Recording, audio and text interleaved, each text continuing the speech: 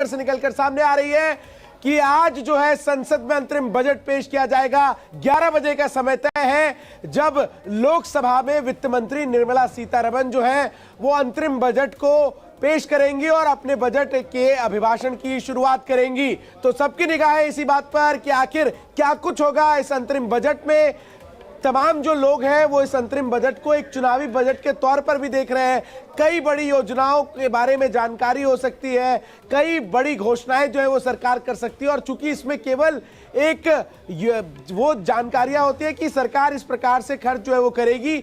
ऐसे में 11 बजे का समय तय है। अभी वित्त मंत्री निर्मला सीतारमण इस वक्त वित्त मंत्रालय में मौजूद हैं। वहां पर फोटो ऑप सेशन होना है तमाम उन लोगों के साथ जो कि इस अंतरिम बजट को बनाने के लिए लगातार जुटे हुए थे और फिर यहां से वो राष्ट्रपति भवन भी जाएंगी। सीधा एक बार फिर से स्टूडियो का रुख करते हैं जहां इस वक्त स्मिता और घनश्याम हमारे साथ जुड़े हुए हैं। तो आज बजट पेश होना है, 2 घंटे बाद स्मिता ये बजट पेश हो जाएगा और ये कहा जा रहा है कि इस बार जो इसका साइज है थोड़ा बड़ा हो सकता है। 45 लाख करोड़ से ज्यादा का पिछला बजट था और इस बार एस्टिमेटेड है कि 50 लाख करोड़ तक जा सकता है। हालांकि अभी सिर्फ कयास है। बिल्कुल, लेकिन नंबर्स पे आज ध्यान देना होगा क्योंकि आज घनश्याम जैसा कि आप बता रहे हैं बहुत बड़े बड़े नंबर्स आज हमें देखने को मिल सकते हैं। जाहिर सी बात है जब चुनावी साल होता है तो सरकार ये चाहती है कि देश और ग्लोबली एक जो परिप्रेक्ष्य है आर्थिक, भारत किस तरीके से आर्थिक स्थिति उसकी हो रही है उसको वो दिखा सके और इसका कोई मौका कम से कम ये गवर्नमेंट तो नहीं छोड़ती है क्योंकि बहुत सारी चीजें इस गवर्नमेंट के बकेट में होती हैं जो चुनावी साल में निकालती है। तो जिन का पिटारा जब खुलेगा तो बहुत कुछ निकलेगा क्योंकि इलेक्शन का साल है। हाँ, लेकिन इस बात का ध्यान रखना होगा कि मई में इलेक्शंस है तो फिर जुलाई में यानी कि 2 महीने के बाद पूर्ण बजट आएगा। तो इंटरिम बजट को थोड़ा सा कह सकते हैं कि स्पेसिफिक रखने की कोशिश की जाएगी, लेकिन इसके साथ साथ ये भी कोशिश की जाएगी कि जो इंटेंट है इस गवर्नमेंट का, जिस तरीके से गवर्नमेंट काम कर रही है और जो जो सेक्टर्स इस गवर्नमेंट ने छुआ है वहां पर कम से कम क्या और किस तरीके के खर्चे करती है इस पर सबकी निगाहें होंगी और खास करके निगाहें इस पर भी होंगी घनश्याम की जीडीपी ग्रोथ का अनुमान क्या आता है। क्योंकि आपको बड़ी इंटरेस्टिंग मैं बात बताती हूं कि इस बार कहा यह जा रहा है कि जीडीपी ग्रोथ का अनुमान जो है वो 330 लाख करोड़ हो सकता है और यह बहुत बड़ा आंकड़ा है। अगर यही आंकड़ा बोलती हैं आज निर्मला सीतारमण संसद में या फिर इससे बड़ा भी आंकड़ा हो सकता है घनश्याम। तो स्मिता की एक्साइटमेंट देख के आप समझ सकते हैं कि कितनी एक्साइटेड है स्मिता और लगातार अनवरत फ्लो में कई सारी चीजें स्मिता ने आपको बताई है। लेकिन हर बात हर खबर हम आपको सबसे पहले बताएंगे, लेकिन ग्राफिक हमने कुछ खास तैयार किए हैं। चंदन, क्या है खबर? बिल्कुल, देखिए तमाम उम्मीदें लोगों को इस अंतरिम बजट से, लेकिन इसके साथ ही साथ एक और बड़ी खबर दर्शकों को बताया जहां जो किसान सम्मान निधि है उसे सरकार बढ़ा सकती है। बड़ी खबर इस वक्त आपको बता रहे हैं 6,000 से बढ़कर 8,000 हो सकती है इसकी राशि। आपको बता दें कि 80C में मिलने वाली छूट को भी इस अंतरिम बजट में बढ़ाया जा सकता है। इसके साथ ही साथ 1.50 से बढ़कर ये 2.50 लाख हो सकती है छूट और साथ ही साथ हेल्थ इंश्योरेंस प्रीमियम पर दुगनी छूट संभव है। ये भी जो उम्मीद है इस अंतरिम बजट से लगाई जा रही है और साथ ही साथ 25,000 की छूट बढ़कर 50,000 तक पहुंच सकती है।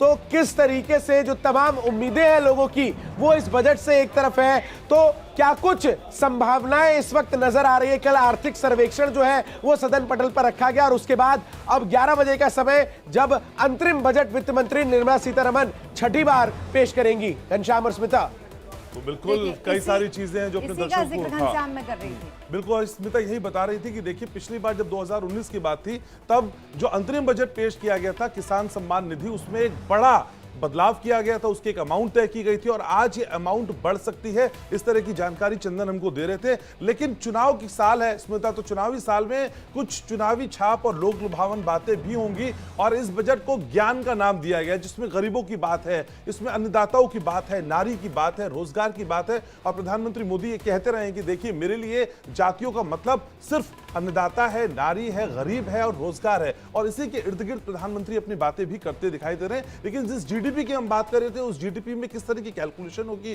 किस तरह का अनुमान आंकड़ों के लिहाज से होगा, यह भी एक बड़ी बात है। तो निर्मला सीतारमण पहुंचेंगी और आज उनके बजट में क्या खास होगा ये एक बड़ी बात है। तो कई सेक्टर हैं जिनको बहुत उम्मीद है। ग्रामीण रोजगार योजना के लिए बढ़ सकता है फंड, फसल बीमा ग्रामीण रोजगार योजना का फंड बढ़ाया जा सकता है। स्मिता जी, ये बड़ी खबर है इस वक्त की और जाहिर तौर पर ये जो कहा जा रहा है कि ग्रामीण रोजगार योजना के लिए जो फंड है वो बढ़ा सकती है सरकार। साथ में फसल बीमा ग्रामीण रोजगार योजना इसका भी फंड बढ़ सकता है। जाहिर तौर पर घनश्याम सरकार के पास पैसे की फिलहाल कमी नहीं है। मैं ये नहीं कहूंगी कि फिजिकल डेफिसिट में सरकार नहीं है।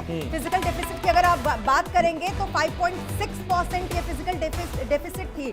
FY24 की ये बात है, जिसका अनुमान ये लगाया जा रहा है कि आज जब सदन में बात करेंगे निर्मला सीतारमण तो वो ये शायद बता सकती है कि फिजिकल डेफिसिट यानी कि इसका मतलब होता है घाटे में कितनी सरकार है, तो वो घट के 5.2% हो सकता है। वो इसलिए क्योंकि इनकम टैक्स, केवल इनकम टैक्स से ही जो सरकार की इनकम आई है वो 10 लाख करोड़ से भी ज्यादा थी। FY24 की ये बात है। FY25 का जो अनुमान है वो ये कह रहा है कि 11.8% लाख करोड़ के आसपास जो सरकार का इनकम टैक्स से जो आय है वो होगा। आप सोचिए, इनकम टैक्स से आय तो सरकार का एक हिस्सा होता है, उसके अलावा भी सरकार के आय की कई सारी चीजें होती है, लेकिन इस बार सबसे महत्वपूर्ण बात ये हो गई है और ये बड़ा ही ऐतिहासिक है कि जो कॉर्पोरेट टैक्स होता है उससे ज्यादा बड़ा इनकम टैक्स है। यानी कि हमने और आपने सरकार को ज्यादा पैसे दिए और यही वजह भी है कि सरकार का आप खजाना खुलते हुए इस तरीके से देख रहे हैं, और खास करके चुनावी साल है तो फिर सरकार खजाना खोलेगी ही। बिल्कुल। तो फिजिकल डेफिसिट की बात स्मिता कर रही हैं, लेकिन फिजिकल कंसोलिडेशन क्या पेश किए जाएंगे, ये भी एक बड़ा सवाल है। इस पे भी हम चर्चा करेंगे और हम ग्राउंड जीरो की भी हर तस्वीर आपको दिखाएंगे। और इस वक्त देखिए, बारिश की बूंदों के बीच, बढ़ती हुई ठंड के बीच हमारे दोस्त सहयोगी बिल्कुल तैयार हैं। वैभव हमारे साथ हैं, अमर हमारे साथ हैं। तो वैभव, सबसे पहले आप ही के पास, आज जब उम्मीदों का पिटारा खुलेगा तो लोगों से आपने बातचीत की, मैंने आपकी रिपोर्ट भी देखी, तो लोग कितने आशान्वित हैं? क्योंकि एक टैक्स पेयर सबसे ज्यादा उम्मीद यही करता है कि भाई टैक्स स्लैब बढ़ जाए, जिसकी उम्मीद दिखाई देती है। क्या क्या कहते हैं आर्थिक क्षेत्र के जानकार? बिल्कुल घनश्याम, देखिए आखिरी में बजट होने जा रहा है मोदी सरकार के दूसरे कार्यकाल का, और कई फाइनेंशियल एक्सपर्ट से जब हमारी बातचीत हुई तो उन्होंने बताया कि देखिए 3 से 4 चीजें होती हैं जिन सेक्टर में सरकार का सबसे ज्यादा जो है फोकस रहता है। खासतौर पर किसानों के बाद जो 6,000 रुपए प्रधानमंत्री किसान सम्मान निधि योजना के तहत अब तक किसानों को मिलते आए हैं, उसकी किस्त को बढ़ाया जा सकता है। ये बड़ा तोहफा जो है किसानों को दिया जाएगा। उसके बाद सैलरी जो लोग हैं, खासतौर पर कॉर्पोरेट में काम करने वाले लोग, उन्हें इनकम टैक्स में छूट दी जा सकती है। यानी देखिए, जब हम ITR फाइल करने जाते हैं तो पेश करते हैं कि हमारा इतने साल खर्चा हुआ और हमने कहां इन्वेस्ट किया है, हमें उसमें टैक्स में छूट दी जाए। तो इसीलिए सबसे ज्यादा हेल्थ प्रीमियम में कहीं ना कहीं छूट मिल सकती है। और उसके अलावा 7 लाख से बढ़ाकर जो छूट है अब उसे 8 लाख तक किया जा सकता है। हालांकि 50,000 की जो अतिरिक्त जो छूट है वो अभी भी मिलती है, लेकिन अब सैलरी क्लास जो है वो लगातार ये मांग कर रहा था कि हमारी जो छूट है उसे बढ़ाकर 8 लाख तक कर दी जाए। और ऐसे में कई सर्वेज भी जो है वो किए गए। ऐसे में फाइनेंशियल जो एक्सपर्ट्स हैं उनका कहना है कि चंदन के पास चलते हैं। चंदन इस वक्त हमारे साथ जुड़ गए, उनके पास कुछ बड़ी खबर है। चंदन, क्या खबर है आपके पास? बिल्कुल, देखिए